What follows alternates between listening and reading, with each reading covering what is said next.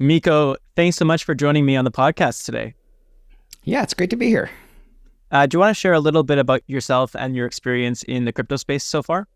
Yeah, absolutely. I've been doing venture investing in this space, and it's a classical venture model, which means that we invest and we really align with builders. My experience has been about 5 years of venture investing in the blockchain area. And it's through our Fund One. We now raised a Fund Two, so we're deploying that capital now. And that's really I'm a managing partner with Gumi Cryptos Capital. We're on our second fund and we're deploying that now. So I think overall, going back in a little bit of history, I've been in Silicon Valley about 30 years, about 25 of that in entrepreneurship, and the recent 5 year period in the venture side. So I guess I'm still a little bit new to venture capital, but it has been the majority of my blockchain role is in the venture capital side. And of course, you have the Miko Bit Show, right? You have some excellent conversations there that I would highly recommend to our guests. So Miko, I'd love if you could share a little bit about some of your experience in the space, specifically looking at some of the projects that you and Gumi Cryptos Capital have invested in. So what have been the most successful projects to date?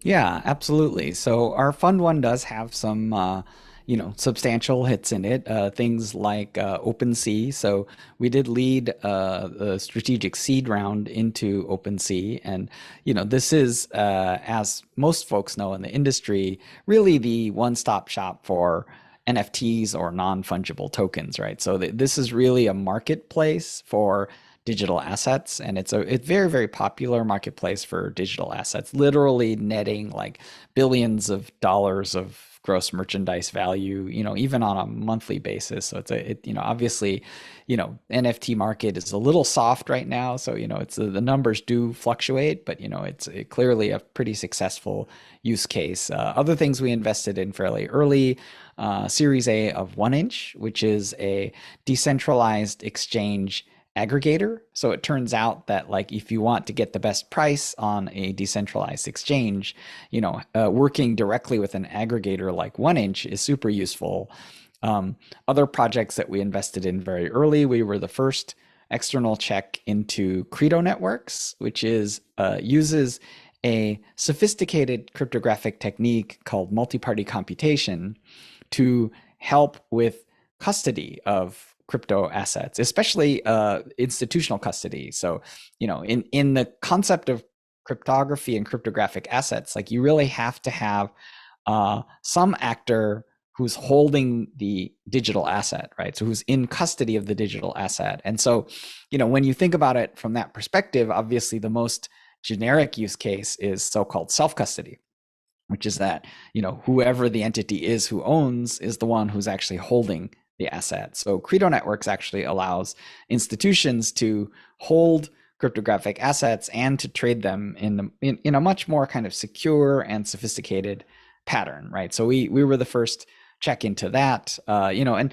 one of the patterns that you may see evolving, right? We invested in an exchange called Hashflow that is growing very rapidly.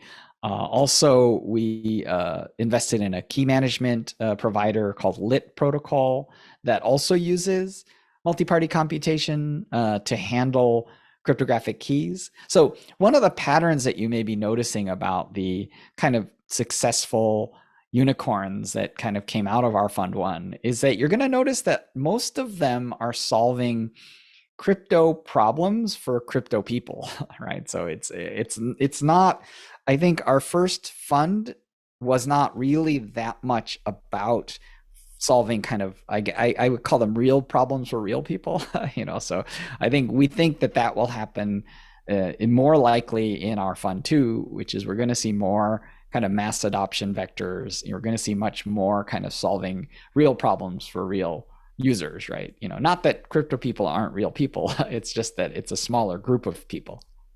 Definitely. And even on the point of like these cryptographic keys and hashes and these terms, all of these are more complicated terms, I would say, for the standard person. So Miko, in your experience, having invested in this NFT platforms like OpenSea, What do you see in terms of trends within the industry? I know that gaming had had its peak recently. DeFi was very popular in 2021. So from the point that you entered this space to the point it's currently at, can you share how the trends of the industry have changed? Yeah, so, one of the things that's very important to kind of understand is the relationship between infrastructure and applications, right? So if you go back to the birth of the internet, right, there's really important and sizable companies that I call megacorns, right? So unicorn is $1 billion value, right? A megacorn is $1 trillion value, right? So if you look at companies of which have trillion-dollar values, there are very few, right? And obviously there's a couple of different generations, right? So for example, if you look at the idea of something called Moore's law, Gordon Moore, one of the Intel pioneers, actually created a law having to do with the acceleration of computing power, right? So Moore's law dictates that approximately every 18 months, the number of transistors that you can put on a single chip, and in fact on a transistor die, it actually doubles, right? And so what it means is it means that computing gets faster and faster and faster. So the companies that are megacorns that were born in that era are Apple and Microsoft, both of which have reached a scale of about $3 trillion valuation, right? So those are very, very large, right? So if you reason about that, right, then the thing that's really interesting about this phenomenon is that is really, those companies are driven by infrastructure, right? So when you think about Microsoft and Apple, we largely think of them as platform companies, right? Platforms. And platforms are kind of by their nature horizontal, in that a platform solves like lots of different problems, but what they're really solving is they're solving problems for applications.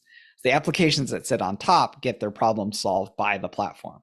But if you look at the next wave of megacorns, you start to see companies that are kind of maybe a little bit more in the middle. Like if you look at something like Amazon, right? Like Amazon is definitely a platform, and the platform of Amazon is called AWS, right? Amazon Web Services.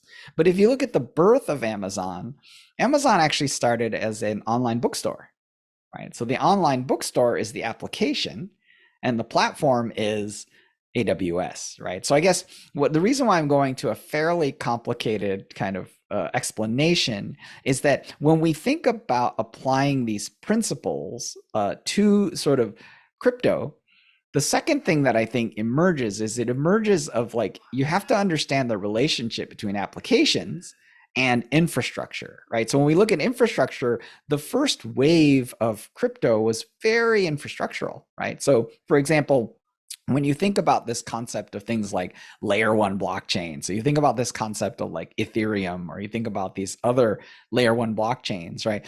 That's all infrastructure, right? That's, so in a sense, those are kind of the horizontal technologies. And the question that I think arises in that context is, so then what are the applications, right? So the reason, so you mentioned two very, very important classes of applications, one of which was DeFi, right? So obviously the idea of financial services that execute on chain, is a set of applications that have proven worth, right? And I think the second thing that you mentioned, gaming, is actually another set of applications that kind of logically work in the context of blockchain, right? And if you look at the idea of blockchain, a blockchain you could reason about as a financial ledger.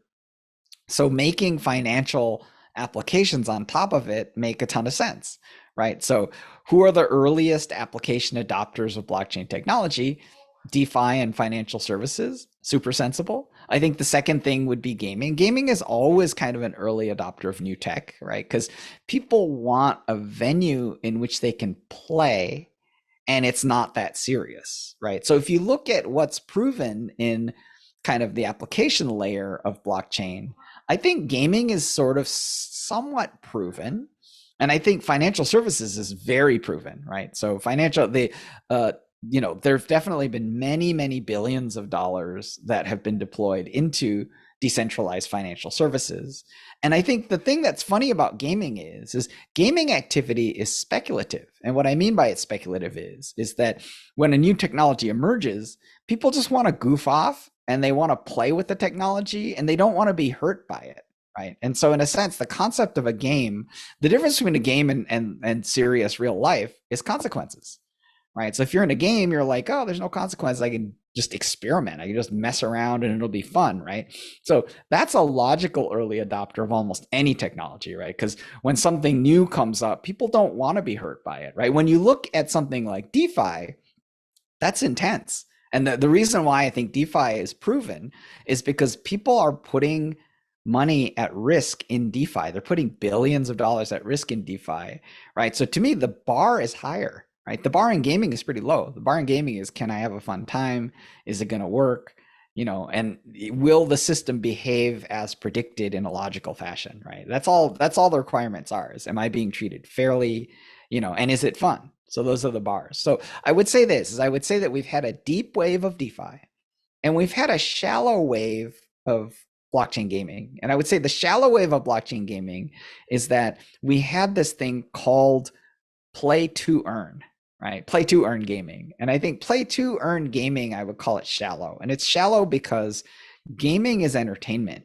And I think that people who are playing to earn are not playing for entertainment. They're playing for, economic gains, right? And so in a sense, like I think the proven part of Web3 gaming, which is play to earn, is really not that much proof of anything because it's really just a proof that people like free money. And so that hypothesis of if we gave away money, would people accept the money? Like that doesn't show much, right? The thing that we really need is we need a second wave of Web3 gaming, which is based on entertainment. And entertainment as an industry is super simple, which is people will pay to be entertained, right? That's the entertainment industry, gaming being a segment of it. So I want to touch on the point of DeFi protocols for a moment here and explore this a little bit more thoroughly. So what we saw, as I previously mentioned, was a lot of use of these decentralized finance services in 2021. And if we use platforms like Dune Analytics, Token Terminal, we can pretty much determine exactly how much value is locked within these protocols, how much trading of volume is occurring using these protocols. And so what we're seeing a general downtrend in the amount of TVL.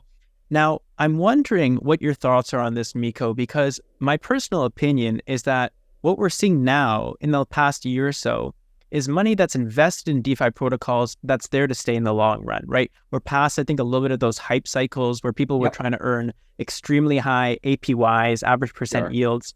And now what we're seeing, I think at least, is people actually investing who are there to stay in DeFi in the long run. Is that something that you also believe, or you see something different? Yeah, so I believe this, right, which is that one of the fundamental properties that became understood and arose during so-called DeFi summer and the first wave of DeFi is really this phenomenon of yield chasing, right? Because effectively what it becomes is it becomes mercenary capital, right? So when I describe kind of on-chain gaming and play to earn, and I describe DeFi, what really it becomes is that they become effectively the same thing, right? Which is that play to earn is basically mercenary capital, which is maximize yield. Right. And DeFi also becomes a game where you maximize yield. So it turns out that if you get into the vicious cycle, it turns out that the way that you generate larger and larger and larger yields is actually the same way that you do in traditional finance, which is you just take more and more and more risk. Right. That's how you generate more and more and more yield. Right. And so the thing that happens if you just chase that to its logical conclusion is that it kind of collapses. Right. And so which we saw. Right. So I agree with you that the total value locked, or TVL, that sits inside of DeFi today is definitely much more rugged and durable, right? Because I think that the people who are in today have much longer term conviction. And what they're asserting is they're really asserting something that I call better software, right? And the question becomes, is DeFi better software for doing finance than traditional software? Right. And I think that the argument becomes that DeFi primitives in finance involve transparency.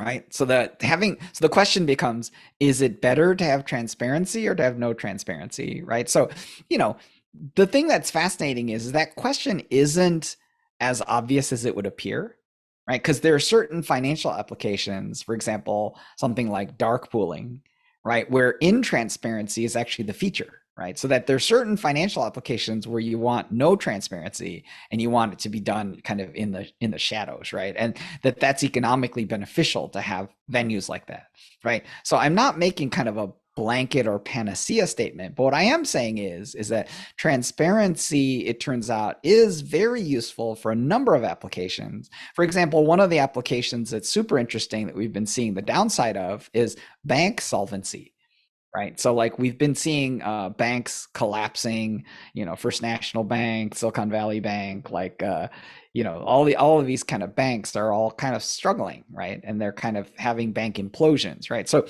would transparency onto their balance sheets improve the ability to analyze the status of a bank, and would it improve the ability to assess the sort of solvency of a bank? I think it would, right? So I guess I would say transparency is a superpower. Another superpower that I think is really interesting that applies to things like lending is automated liquidation, right? So that's a super exciting property, right? Because it means that you know, liquidation is mechanized, right? And so, you know, if a person gives a loan and the person is defaulted on, right, then they liquidate collateral, right? So that's a super powerful principle. Obviously, like, you know, right now most of the DeFi lending is over collateralized, which means that it's super easy to kind of go ahead and, you know, just claim the principal, right? So it means that that's a fairly safe practice, and that, you know, you'll get your money back. Like in the worst of circumstances, if it's over collateralized, you'll get your money back, right? But obviously, over collateralized lending really is restricted to a pretty small set of applications that have to do with things like over leveraging, right? So that, you know, that's definitely a dangerous activity, but there are traders out there willing to do it, right? So I guess I would say that's a limited market and limited use case. We do think that people are exploring under collateralized lending, right, which has more to do with trust and credit scoring and things like that, right? So I would say this, right, which is that DeFi isn't a panacea, right, but it has properties that would make it better under certain circumstances. So I think, to me, you know, if you're like, hey, this software is better for doing finance than some software that already exists in the world, then it definitely deserves to be invested. And I think what's happening kind of in the near future as a huge catalyst is that we're going to be seeing more traditional finance players jumping into blockchain, Web3, and kind of decentralized finance. And we're seeing evidence of that with really, like, the largest financial institution in the world, BlackRock, has proposed a Bitcoin exchange traded fund, or ETF, right? So Fidelity has followed suit and filed for a spot ETF on Bitcoin, right? So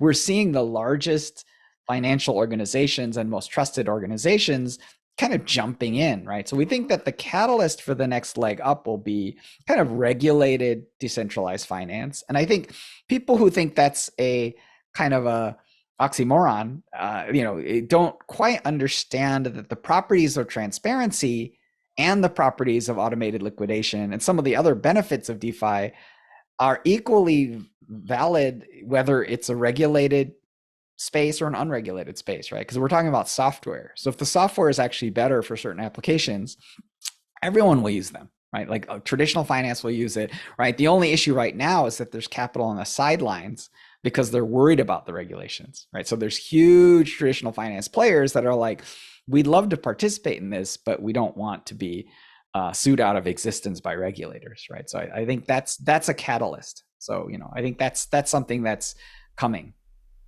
I just want to reiterate for our listeners that when we use these terms like DeFi or to describe decentralized finance protocols, these are applications that allow people to borrow and lend cryptocurrencies with one another. And it's done in an over-collateralized fashion, meaning in order to borrow something, you need to give more than you're taking, essentially. And the reason that is it ensures that you can't run away with someone's funds. So if I chose to add liquidity or my, let's say, Ethereum to a liquidity pool, then someone was borrowing that, right? The protocol would ensure that they're first giving more than they're borrowing to ensure that I don't lose the money that I had provided as liquidity. It's just a quick 2-minute rundown.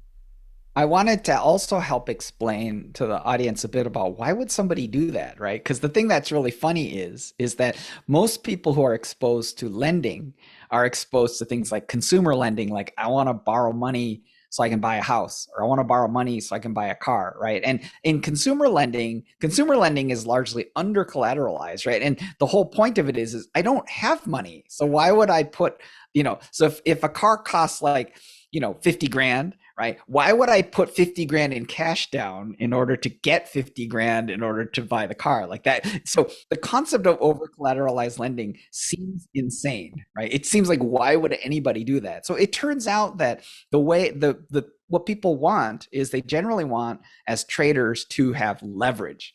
So the concept of leverage is that I give you a deposit, right? Let's say it's $50,000 worth of ETH, right? So I have, Ether and I give it to you, right? Then you lend me ETH that I can then put into the market, right? So the point is if I do really well in the market, I get the benefits of doing well in the market, but at the same time, my deposit to you is still ETH that I still own technically, right? So if I end up paying you back, then I get my ETH back, then I'm richer, right? So my point is that it really has to do with leverage and exposure, right? So a lot of traders will want to continue to expand their exposure to cryptographic assets.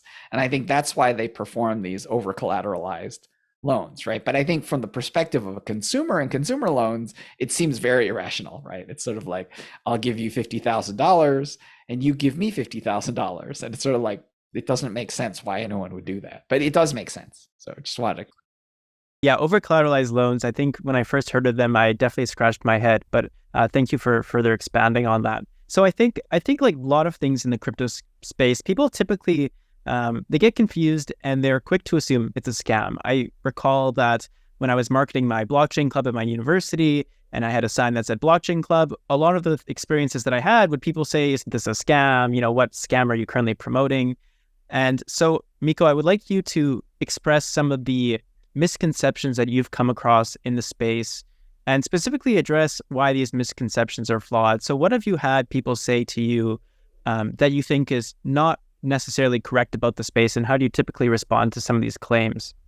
Well, so one of the things that happened is I was in a coffee shop and I was wearing my hoodie from my company, Gumi Cryptos, right? So it says Gumi Cryptos on it. And so the barista, the coffee shop was like, cryptos, like, are you doing cryptos? Are you interested in cryptos? And I was like, yes.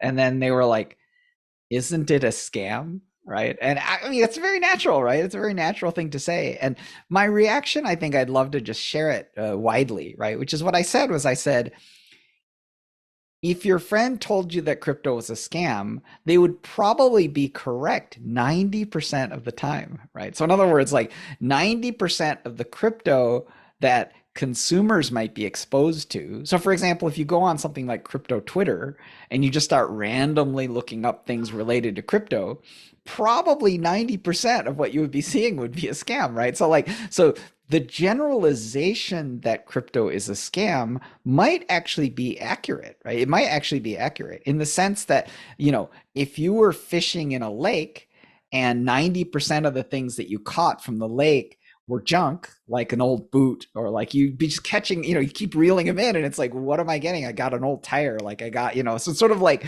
you could very, very safely conclude that this fishing is junk, right? It's like, this is a junk pond. Like there's nothing here, right? But what if 1 in 10 things you caught were, so the question becomes, what's the value of the stuff that isn't a scam, right? And so to me, what we are asserting is we're asserting that the 10% that isn't a scam is actually the future of the financial infrastructure for the planet, right? So we're asserting that it is the future of money, the future of finance, the future of all financial products, right? So, in a sense, like, the total value of that is very, very deeply profound, so, as I would say that, like, the 10% that maybe isn't scams, right? So what I would say is I definitely support people who are generally claiming that crypto is a scam, right? Because much like my fictitious pond where you're fishing and junk is coming out,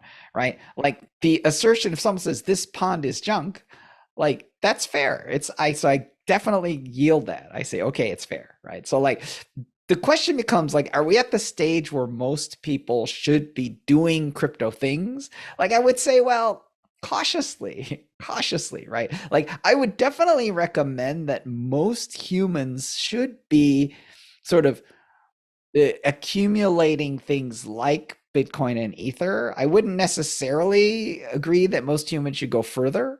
And the way I would do it is what I call Grand Canyon money, right? Which is if you picture yourself on the lip of the Grand Canyon, throwing money into the canyon, right? How much money are you throwing into the canyon? Because that's probably the amount you should be putting into Bitcoin and Ether, right? Which is you should assume that the money you're putting in isn't going to do anything good, right? You should assume that you've already lost it, right? Because the thing that I think is important to understand is that, this is a hypothesis, and like different people will want to be more kind of bullish against this thesis or less bullish, right? So the question is, how bullish should the average person be, right? And I think they should protect themselves with diversification, right? So they definitely shouldn't go all in.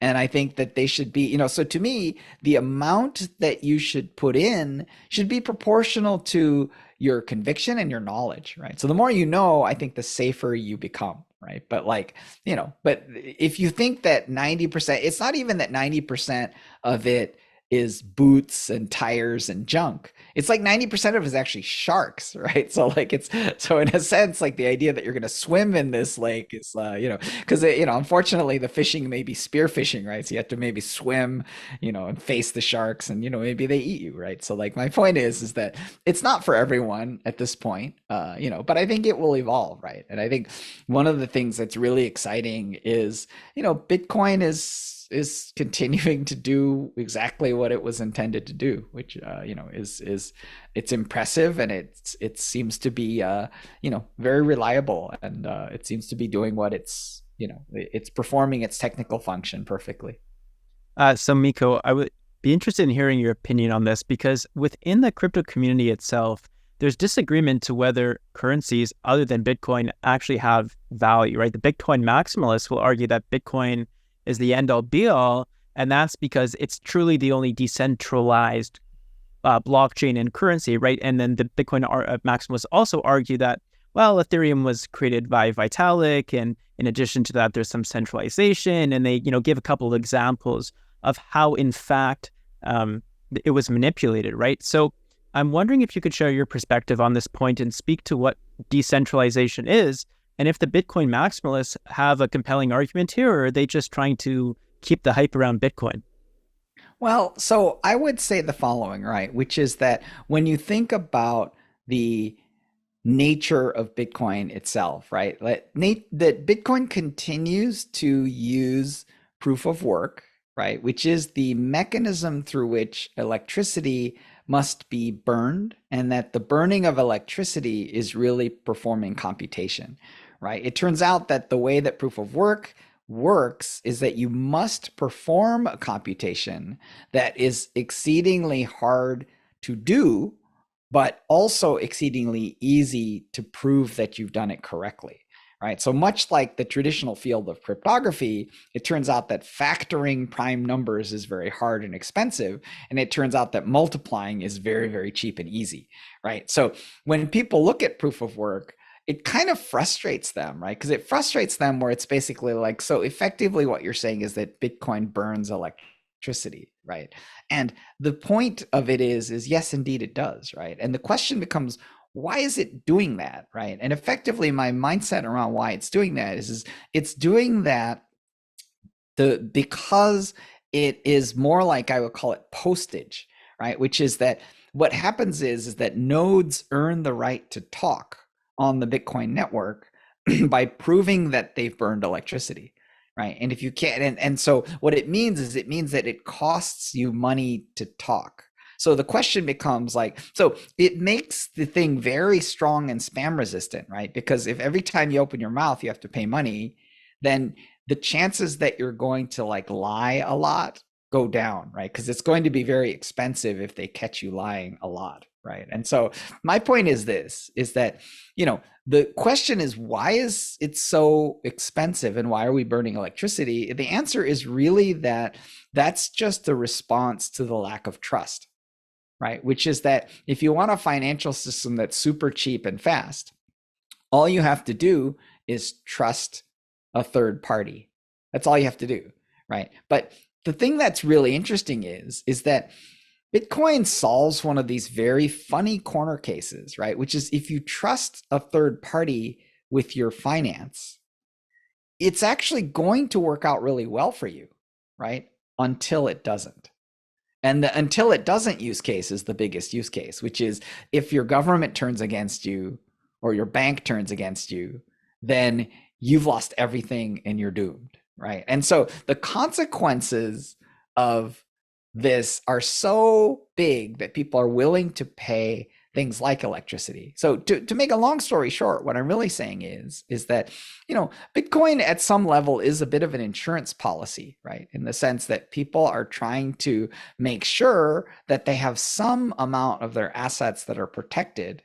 And so the reason why decentralization is so important is because they're looking for a system where a single party can't just rug pull you. Like a single party can't just show up and be like, you know what, I really dislike this person. I'm just going to fully hose this person, right? And the idea of being able to do that is there isn't an actor in Bitcoin that can just fully rug pull some random person and say, I don't like you, I'm going to hose you, right? It's exceedingly difficult to do that in Bitcoin. So the argument around things like Ether is that they've shifted to this idea of proof of stake, right? So people can argue. So proof of stake is basically based on this very simple principle of what you do is you basically put up collateral, right? And what happens, and that's called staking, right? And what happens is that if you get caught lying, then what happens is that you get slashed, right? And so the disincentive for lying isn't that every time you open your mouth you have to pay, which is proof of work, right? It's actually the disincentive for lying is if we catch you lying, we're going to slash the hell out of the stake that you've put on the network. And so the idea becomes that if you put a very large stake into the network, then it increases our desire to believe you, right? Because if you have a large stake, then you have a lot of stuff to lose. And if you do lie and we catch you, then we can just get money back from you, right? So it's sort of like, well, you tried to mess with us and now we're going to just fully mess with you, right? So, but people argue that proof of stake has a property of centralization, right? Which is that, if someone has most of the stake in Ether, right, then they become this kind of huge source of trust. And people are like, well, they might not behave the way we expect, and that might form a kind of a de facto centralization within Ethereum, right? So far as we look at the structure of staking in Ethereum, it seems reasonably decentralized. There's definitely very, very large stakers. Vitalik Buterin himself has said that not all of the ETH that he owns is actually being staked, right? So he's not maybe the largest staker, even though he has a lot of ETH, right? Part of his excuse was that there's definitely some complexity in staking ETH that's held in what's called multisig, right? So he's got wallets that require multiple signatures, which can be quite a bit more secure, but at the same time, it can be more inconvenient to kind of do things with. So it's just a funny situation, right? But I think people who are like, oh, like Vitalik is a point of centralization are really not thinking about it from the point of double spending and economic attacks on the blockchain. They're really more thinking about it from the perspective of kind of like the fate being tied to an individual, right? Because as you know, in the case of Bitcoin, Satoshi Nakamoto is a pseudonymous unknown figure, right? And so the ability for Satoshi Nakamoto to show up and basically mess around with the blockchain is pretty limited, right? Whereas the opportunity for someone like Vitalik Buterin to show up and suddenly mess around with Ethereum, it's definitely more pronounced, right? Like one of the things that happened that's super important in the history of Ethereum is that there was this event called the DAO hack, and there was an initial coin offering from an organization called the DAO, and it was hacked. And the problem was that basically Vitalik created a fork. So he basically took Ethereum and split it and created a new Ethereum and said, hey, I'm going to use my power to reverse the transaction of the hacker, right? So now we're living in two worlds. We're living in the Ethereum classic world where the hacker got to hack, and we're living in the world that's now just called Ethereum, right? Which is a world in which, so the point is that the world that we're living in, which we call Ethereum, actually doesn't have immutability, right? In the sense that the transaction was basically forcibly revoked, which is not what decentralization maxis enjoy. Like they're upset. They're basically like, wow.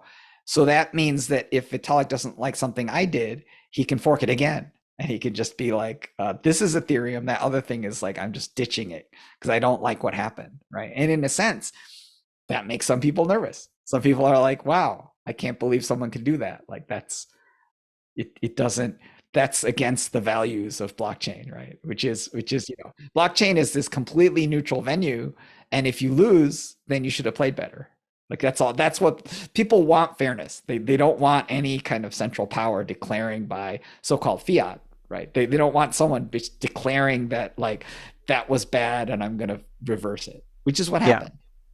Yeah, and it's worth pointing out just in the point of history of Bitcoin, right? There's been actually no changes made. There's been a couple updates to the protocol, and that was to improve some of the technical pieces of it. But while there were 2 or 3 forks, the Bitcoin protocol that most people typically use to buy Bitcoin and hold hasn't been changed since 2008, since it's been actually been published. So I think the thing that's a much bigger deal is not that the protocol itself hasn't experienced upgrade, but it's more that the chain and ledger has been immutable, right? So to me, the thing that happened on Ethereum is that the chain was forced into mutability, right? So in other words, the idea of immutability is the idea that the record is universally agreed upon, right? Mhm. And the idea that there's a disagreement on what the contents of the ledger are that's the thing that causes people the most upset. Because I think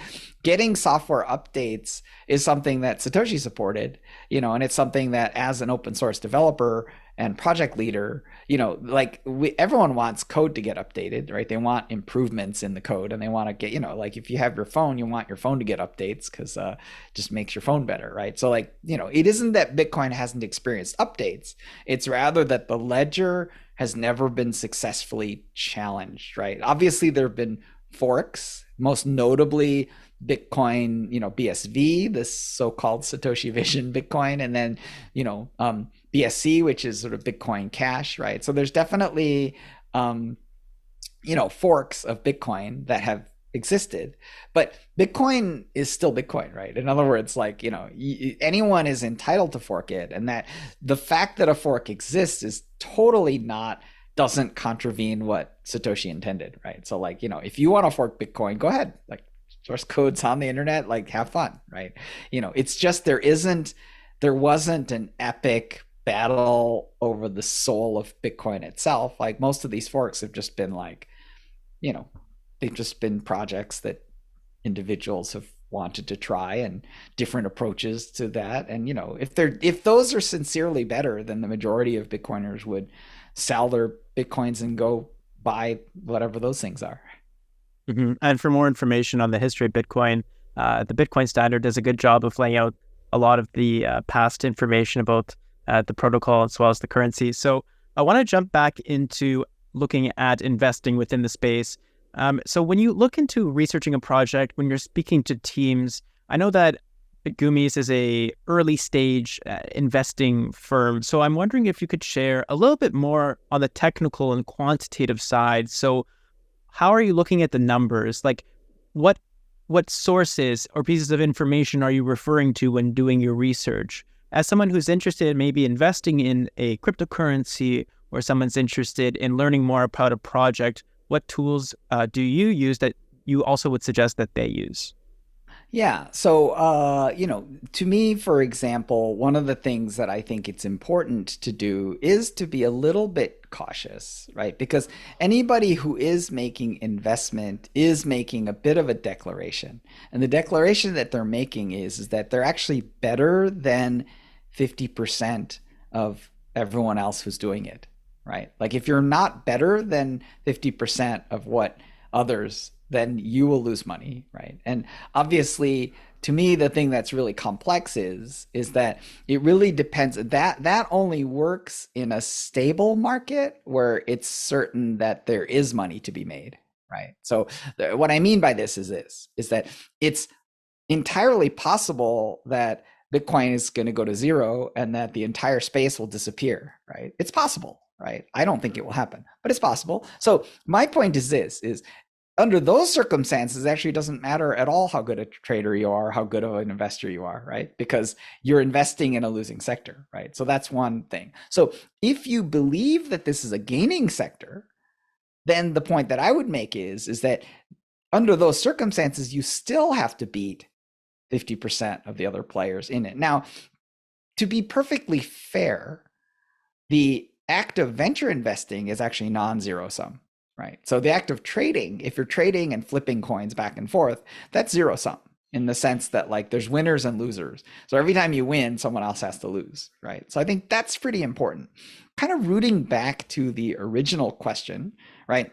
The reason why I put all these caveats forth is because I do want people to be careful, right? I want people to be cautious, and I want them to reason about who they're up against, and I want them to reason about why they're doing it, right? So if they sincerely believe that in the future of the technology, right, then at that point, I believe it's sensible to try to sort of follow in the footsteps. But what I do want to say is this, is that, I'm what's called a professional investor, right? So it means that that's my full-time job, right? So it feels like you would be in competition with people whose full-time job is to do this analysis, right? So in a sense, if you have a day job, like I'm not suggesting you quit it, but what I am suggesting is that you should try to understand who your competition might be, right? So now kind of coming all the way back to your question, like in early stage investing, obviously, it's hard to be quantitative on the project. And what I mean by that is that we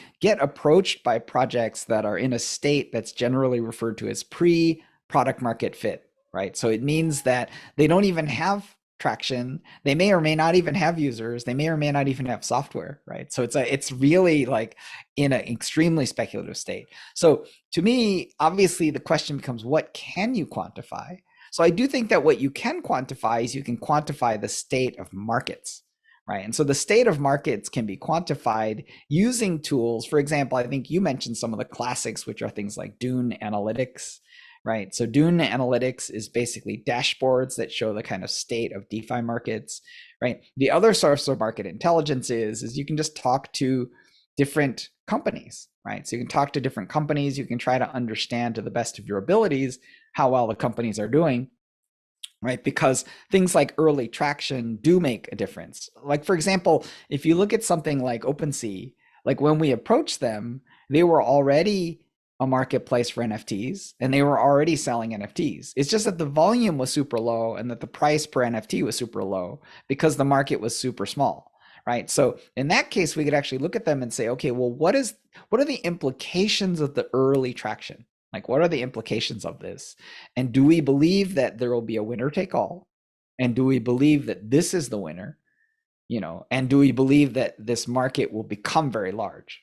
Right. So if we believe all those things, then it becomes a venture class investment, right? So those are the kind of mental models that we use, right? So the question becomes, how do you quantify early stage pre-product market fit companies? It's exceedingly hard to, right? So really one of the things that we subscribe to is that we have to get confidence in a market segment.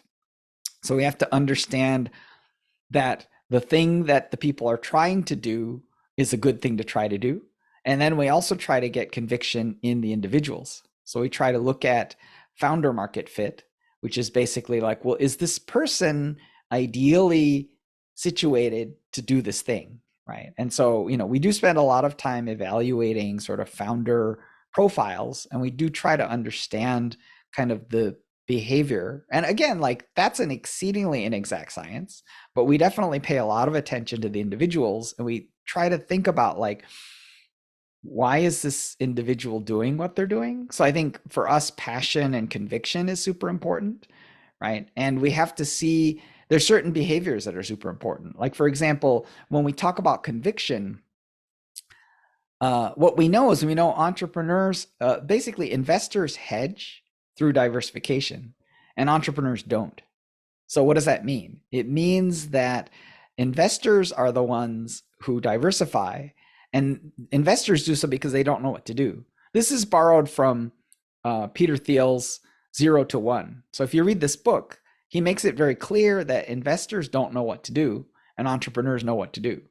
And the idea becomes if investors, so the concept of a portfolio is the concept of not knowing what to do, right? If you have a portfolio, it's because you don't know what to do, right? So because you don't know what to do, you're kind of doing multiple things at the same time, right? This is something we don't want to see entrepreneurs doing. Like we don't want to see entrepreneurs like, oh, like I'm moonlighting, I'm doing this job and I'm doing this other job and I'm doing this other job. Like it's basically like, why are you doing those things? Right. And the answer is always kind of more related to being hedging, right? Which you don't want to see.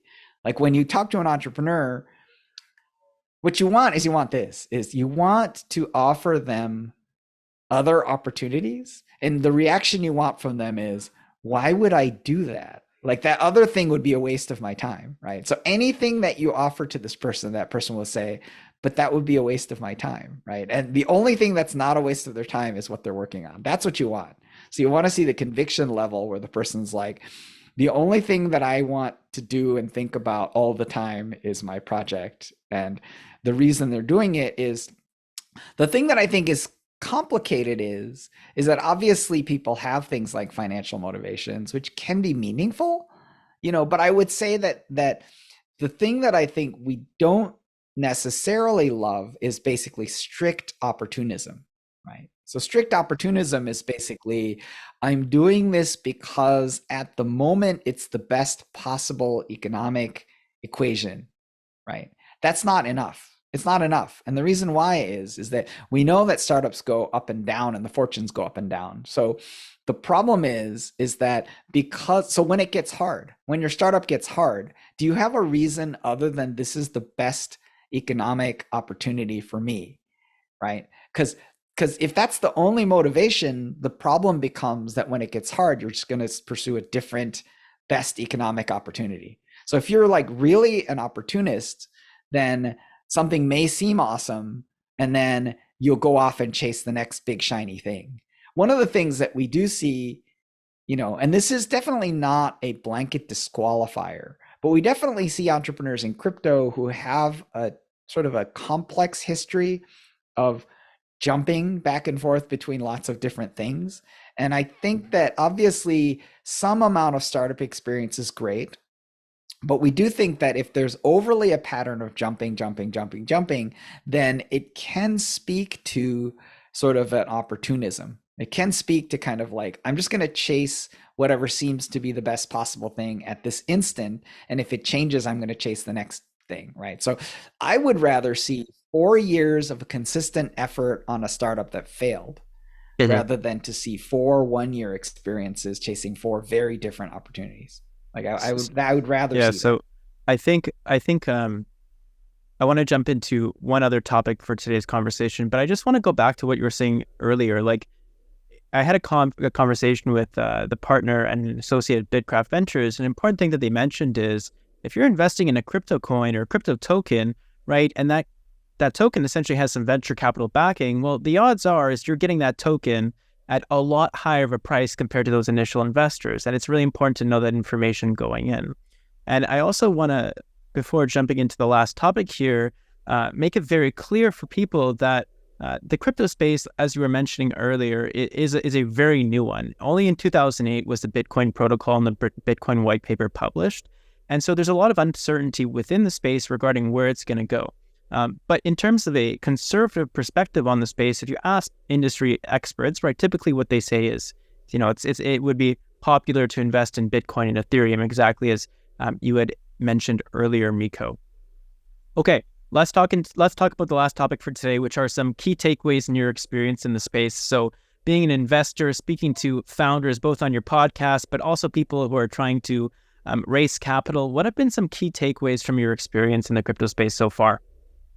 Yeah, I would say this, right? Which is that I do think that crypto is very cyclical, right? So I think one of the key takeaways is really understanding the cycle, right? So, like one of the things that's really interesting about the cycle so far is that there's been a lot of correlation with things like the Bitcoin halving interval, right? So I think it would definitely benefit your audience to kind of study cycles and to study things like Bitcoin halving, right? Because what happens is that every 4 years, the amount of new Bitcoins that get printed, right? So people sometimes confusingly say that Bitcoin is deflationary, right? It actually isn't.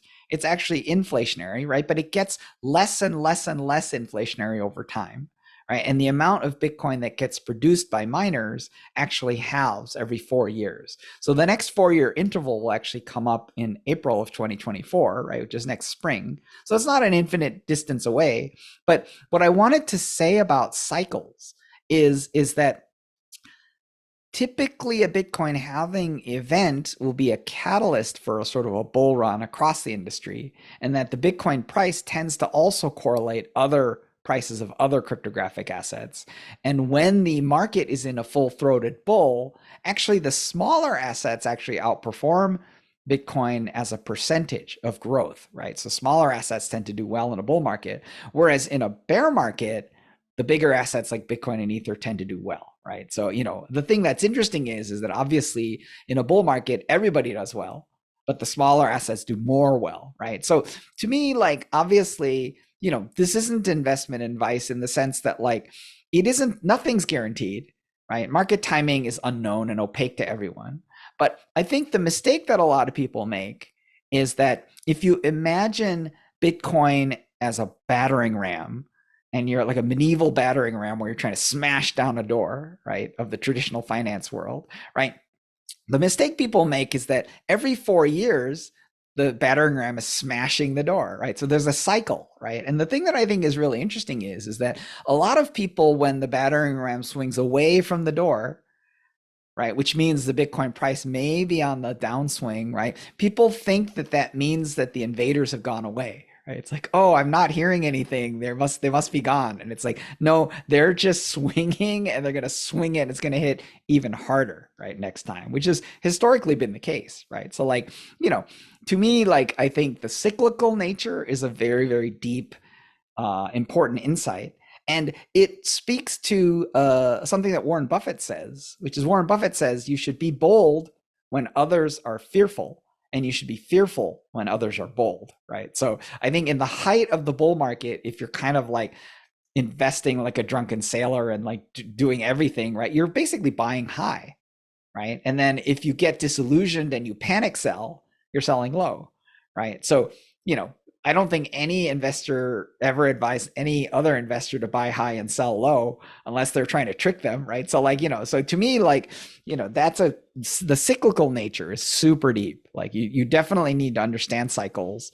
And, this is more from the mindset of a venture mindset, right? Which is, if you're day trading, the cycles don't matter as much, right? Because the day traders just look to beat 50% of the market by volume on a zero sum day trading game, right? So if you're gonna do that, I wouldn't recommend it, but I that's not my style. We don't promote, day trading here on the podcast. My style is very much think about the future, think about who's going to bring the future, think about who's going to build software that other people want to use, and like, and support and stand behind those people for like 4 to 7 years, right? Like it's not infinity time, right? It's it turns out that 4 to 7 years is about the average time to unicorn in Web 2. And people have argued that Web 3 is faster. I'm not sure it is. It could be. The 4-year cycle has held up. So like, definitely look at the history, chart Bitcoin, look at the 4-year halving intervals and see what happened and see if that tells you anything about what to expect. Great. Okay. Miko, thanks so much for joining me on the podcast today. It was great speaking with you. Yeah, thank you so much. Thanks for listening to this episode of the Ari Kim podcast. Please consider supporting it through the Make a Contribution button or the wallet address found in the video's description.